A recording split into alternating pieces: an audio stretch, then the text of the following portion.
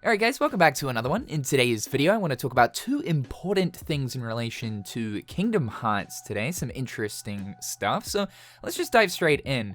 First things first, Kingdom Hearts on Steam Deck. We've got a little bit of an update here. We're obviously not too far away from the Steam release of the Kingdom Hearts games. Very exciting, looking forward to seeing those texture enhancements for the older Kingdom Hearts titles, along with the Steam Keyblade in Kingdom Hearts 3 known as Dead of Night. But perhaps the most exciting aspect of this is the fact that Kingdom Hearts is going to be available to play on Steam Deck. We've already heard that apparently Square Enix brought on a team to further optimize the Kingdom Hearts experience on Steam Deck. This would suggest to us that the Kingdom Hearts games are going to be fully optimized on the deck on day one. Well, I guess we've got official confirmation on this now because right now, IGN are currently hosting a little convention known as IGN Live, where press can go to try out a bunch of games early, and Kingdom Hearts is available to play there on the Steam Deck. So this has been officially set up by Square Enix at IGN Live. We've got the info sheet on the instructions for controls. What this tells us though is that Steam Deck optimization is 100% there. Thanks a bunch to RPG Site for reporting on this. This is coming from them. They also mentioned that the cutscenes work. I believe this is in relation to the CG cutscenes. So essentially, if you try to play the Kingdom Hearts games via the Heroic launcher on Steam Deck, they simply wouldn't work. The CG cutscenes just wouldn't work. You'd have to skip them. For the CG cutscenes that you can't skip, like the one that plays at the end of Kingdom Hearts 2, the game would pretty much just soft lock.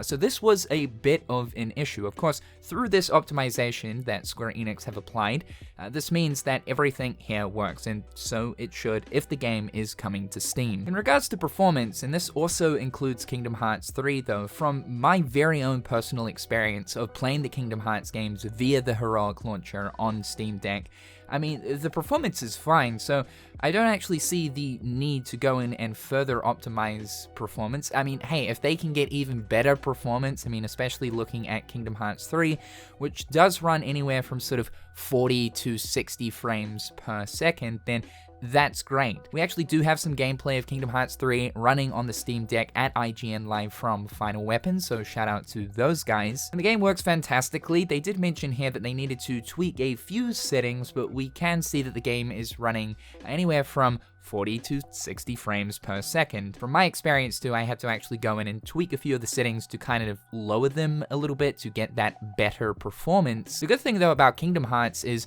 because the game wasn't originally designed for PC and really to only be run on one graphics setting, it's not like the game looks absolutely terrible if you're playing with all of the settings turned right down. The game actually looks fantastic, even with all of these settings applied to the lowest. It also wasn't long ago that Square Enix officially posted the specs required for all of the Kingdom Hearts games, and the most notable point here is for network, it is not required. What does this tell us? There is no DRM for the Kingdom Hearts games here on Steam. You see, aside from setting up the Kingdom Hearts games via Heroic Launcher on Steam, the most annoying part is, for at least most of the games here, you're still required to be connected to the internet so that DRM can check your ownership license. So even if you could get the Kingdom Hearts games working on the Steam Deck, it would mean that you'd still need to be connected to the internet in order to play them. So not a true portable experience. Here, finally, with Steam, we are going to have that 100% optimized, fully portable Kingdom Hearts experience on Steam Deck. Now, the other thing that I wanted to talk about here is Sora in Astrobot. Astrobot is going to include over 150 different character cameos from throughout PlayStation's history, and looking at Sora, he is obviously a big part of the PS2 history. Kingdom Hearts began its life as a PlayStation exclusive, and for a while there, Sora was kind of synonymous with the PlayStation brand. We recently also got to see a few of the other very well-known PlayStation characters being represented in the new Astrobot, furthermore than they actually did from their Playroom inclusion. Looking at like Jack, Sly, Ratchet, as well as the Hunter from Bloodborne. They've all received updated Astrobot models, and they simply look fantastic. I mean, especially Jack and Slyhair, man. It's so cool to see that they're getting a little bit of recognition. It doesn't happen too often, so I'm so thrilled to see the boys here being represented. But in regards to Square Enix inclusion into Astrobot, because we did of course get the Buster Sword in Playroom to represent Final Fantasy VII, as it was a PlayStation 1 exclusive when it launched. But I do have a little bit of insider information right here coming from someone that wants to remain anonymous who knows a PlayStation connection. Apparently what's being mentioned here is, out of all of the different companies that were contacted by Sony asking to use their IPs within Astrobot, Square Enix are the only ones that aren't really too cooperative when it comes to actually representing some of their characters that have PlayStation ties in the game. I've been told that Square were asking for licensing fees in order to actually use their characters in the game, along with Square not really understanding how Astrobot could be a good marketing opportunity for them. Basically, this information is saying that don't expect Square Enix representation in Astrobot. Now, a few things to keep in mind here. This information is coming from a Sony employee that is no longer working at PlayStation.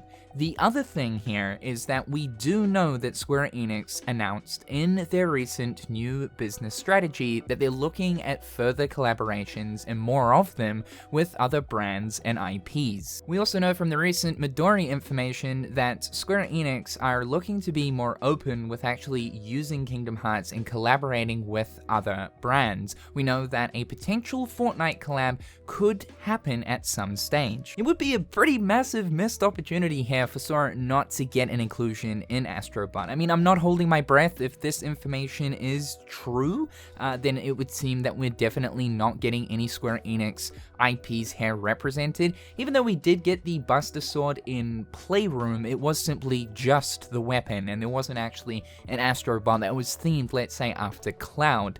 It's just strange though, because Sora does have a lot of ties to that of PlayStation, and the fact that Astrobot is sort of this celebration of PlayStation as a whole, it would be sad for Sora to not show up. We know though that when it comes to Kingdom Hearts collaborating with other things, this is generally difficult due to those Disney ties. Remember though that things may have changed since this person was working at PlayStation, since the decision to further include Kingdom Hearts into other things has been made apparently by Square Enix. So there could be a chance here. We'll just have to wait and see for when the game officially launches in September. Now guys, that's all for today. Thank you so much for tuning on in. Be sure to subscribe to keep up with all the happenings going on around these streets. Check out my other garbage social media platforms. I promise you it's worth your time. A big thank you to my wonderful patrons. I hope all of you guys are having a fantastic day, and we'll talk real soon.